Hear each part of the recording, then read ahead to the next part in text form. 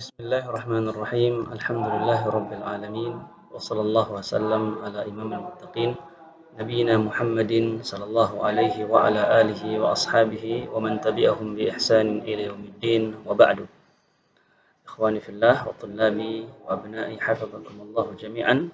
Alhamdulillah kita bersyukur kepada Allah Subhanahu wa taala di mana pada pertemuan kita kali ini kita masih diberikan kesehatan oleh Allah Subhanahu wa taala. Semoga antum juga di rumah sana sehat. Dan kita juga semoga diberikan keberkahan oleh Allah Subhanahu wa taala sehingga kita terus mampu memanfaatkan bulan yang mulia ini dengan ibadah, amal saleh dan ketaatan kepada Allah Subhanahu wa taala. Amin ya rabbal alamin. Ikhwani wa tullabi hafizakumullah jami'an. Sekarang kita kemarin ada yang terlupakan, jadi sebenarnya setelah al-asmaul khamsah dan sebelum bina majhul ada dua masalah yang tertinggal, yang kelewat. Sekarang kita ulang lagi, kita kembali lagi dulu sebelum kita melanjutkan masalah al-naibul fa'il yang berkaitan dengan fi'il mabni lil majhul. Sekarang kita lihat dulu al-ismul maqsur, isim maqsur.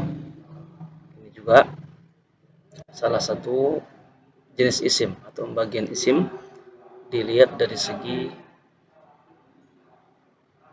keadaan akhir hurufnya.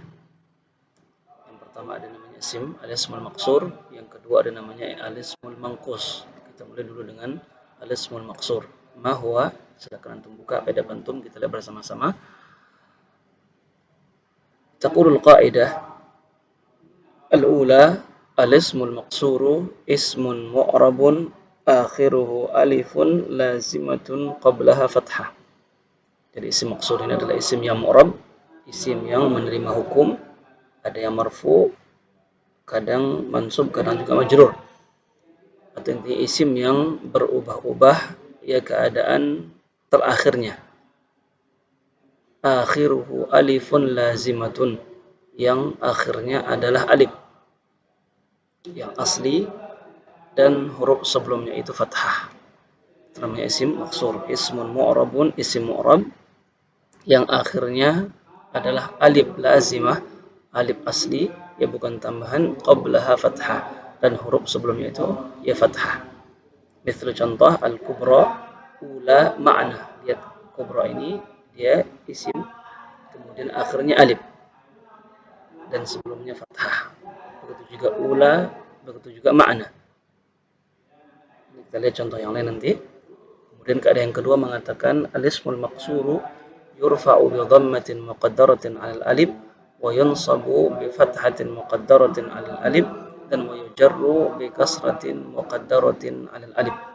Jadi isim maqsur ini isim yang mu'rab, isim yang berubah-ubah keadaan terakhirnya, dan adapun tandanya dikatakan yurfa'u bi dhammatin muqaddaratin 'alal alif.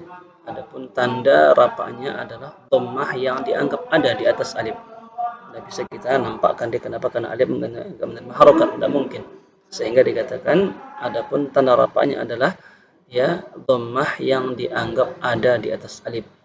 Begitu juga wa yunsabu bi fathatin muqaddaratin, dia juga dinasabkan dengan tanda fathah yang dianggap ada di atas alif. Begitu juga wa yujarru bi kasratin muqaddaratin 'alal alif, dan dia juga dijar dengan kasrah yang dianggap ada di atas alif. Enggak boleh kita nampakkan, kenapa?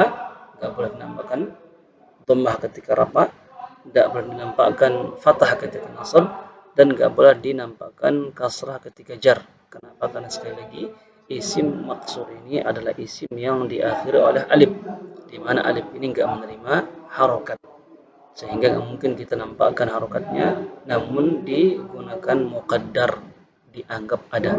Dhammah yang dianggap ada di atas alif ketika dia marfu, dan fathah dianggap ada di atas alif ketika dia nasab, dan fathah yang dianggap ada di atas alif ketika dia jar, kasrah yang dianggap ada di atas alif ketika dia jar. Kita contohnya biar lebih jelas lagi. Bil mithali yattadhihul maqal. Ini dia isim maqsur. Mithlu al-kubra. Contoh yang lain al-kubra, as-sughra, al-fata, al-asa, dan juga makna ula dan yang lainnya. Intinya setiap isim i'rab yang akhirnya alif asli dan sebelumnya fathah. Kemudian yang kedua dilihat al-ismul maqsur al-marfu', contohnya qara al-fata al-qur'ana kulla yaumin. Ya, qara al-fata al-qur'ana kulla yaumin. Di sini mana isim maqsurnya al-fata. Dan di sini dia berkedudukan sebagai apa? Sebagai fa'il.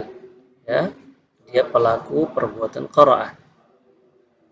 Namun mana tanda dhammahnya yang nggak bisa dinampakkan karena alif akhirnya. Namun dianggap ada di atas. Sehingga kalau kita i'rab dia kita mengatakan qara al-fata fa'ilun marfu'un wa alamatu raf'ihi dhammatun muqaddaratun 'alal alif. Ini ketika dia ya marfu'. Ketika dia menjadi fa'il adalah isim yang hukumnya marfu'. Nanti bisa juga mubtada, khabar, isim kana, kemudian khabar inna ya dan isim-isim marfu' yang lain. Intinya kalau dia marfu' ya apapun i'rabannya, mauqi'nya, maka dia akan di-i'rab marfu'un wa alamatu raf'ihi dhammatun muqaddaratun 'alal alif. Kemudian yang kedua, contoh isim maqsur yang mansub. Ya, mungkin dia datang sebagai maf'ulun bih, mungkin khabar kana, isim inna atau isim-isim mansub lainnya. Nah, contohnya kita ambil dari maf'ulun bih. Contoh ra'aitul fata fil masjid. Ra'aitu al-fata fil masjid. Mana isim maksud di sini al-fata, tidak ada yang berubah ya. Karena akhirnya alif. Tidak kelihatan perubahan itu. Al-fata di sini maf'ulun bih. Apa bagaimana cara i'rabannya? Al-fata maf'ulun bihi mansubun wa alamatu nasbihi fathatun muqaddaratun 'alal alif. Ini ketika jadi maf'ulun bih. Nanti ketika menjadi yang lain juga dari isim-isim yang mansub seperti yang tadi kita katakan ya zarf zaman dan makan, atau mungkin ya isim inna atau khabar kana ya dan isim-isim mansub yang lainnya, maka kita akan i'rab sama ya mansubun wa alamatu nasbihi fathatun muqaddaratun 'alal alif. Yang ketiga al-ismul maqsur al-majrur, isim maqsur yang jar. Ya imma dia ini datang sebagai ismun majrur atau datang sebagai mudhaf ilaih. Contoh sallamtu 'alal fata fil maktabati. Mana isim maqsur al-fata ya karena dia isim yang berakhiran alif asli dan sebelumnya fathah. Bagaimana cara kita di sini al-fata i'rabannya isim majrur bi harfil jar.